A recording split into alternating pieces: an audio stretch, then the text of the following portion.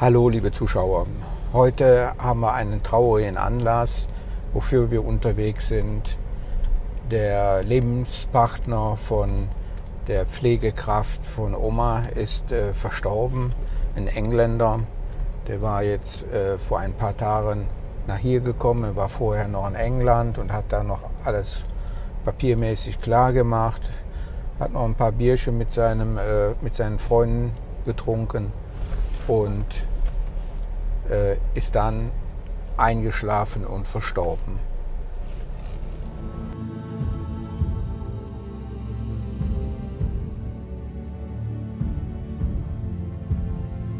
Ja, hier sind ein paar Leute und wie wir gehört haben, soll er heute verbrannt werden.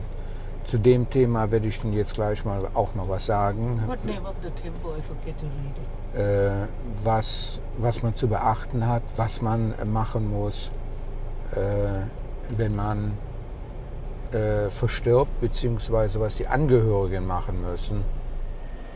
Ja, leider kommen wir zu spät. Ich muss ja heute Morgen noch zum Zahnarzt. Da war ja der komplette Zahn abgebrochen. Und ich stehe jetzt hier vor dem Krematorium. Der Ofen, den höre ich.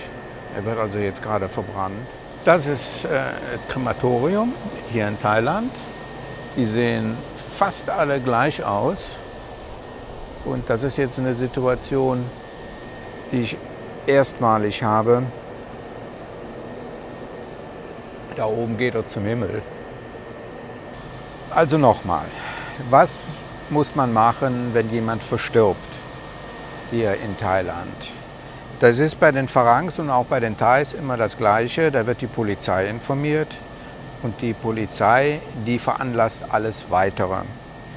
Es kann also auch sein, dass der Verstorbene erstmal ins Krankenhaus kommt. Da wird er obduziert, wieso er denn verstorben ist.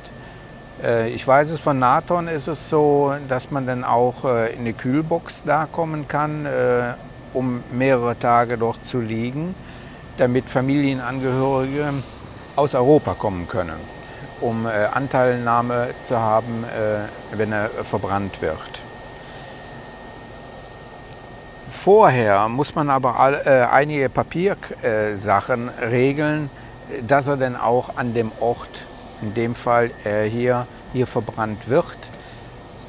Nach meinem Kenntnisstand ist es so, wenn ein Deutscher verstirbt, wird auch die Botschaft natürlich informiert.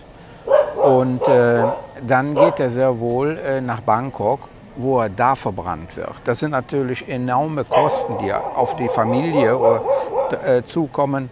Und daher muss man das alles schon vorher klären. Ich habe dazu auch schon mal einen Film gemacht,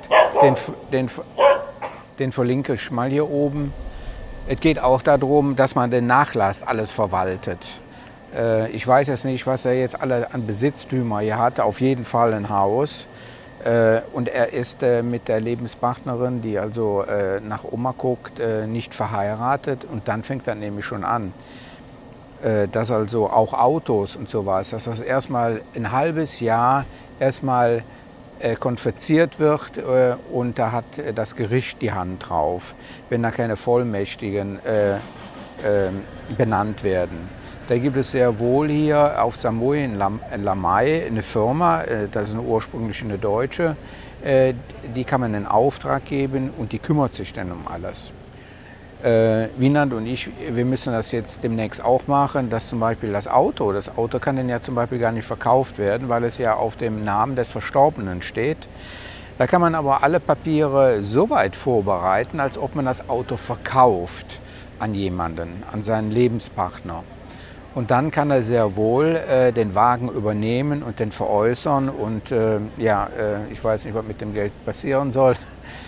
Das kann dann arrangiert werden, auch mit dem Haus. Ansonsten sagte die zuständige Sachbearbeiterin in Lamai, die Lux, dass bis zu einem halben Jahr ist alles blockiert und wenn sich auch keiner meldet, das ist es, wenn sich keiner meldet, Anspruch darauf erhebt, auf die Besitztümer, dann geht das in den Besitz des Staates über. Also, es ist ein unangenehmes Thema. Da muss man sich vorher drüber Gedanken machen.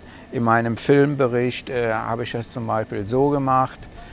Ich habe noch nicht, ich muss es wieder machen, weil ich ja die Partnerin gewechselt habe vor einem Jahr.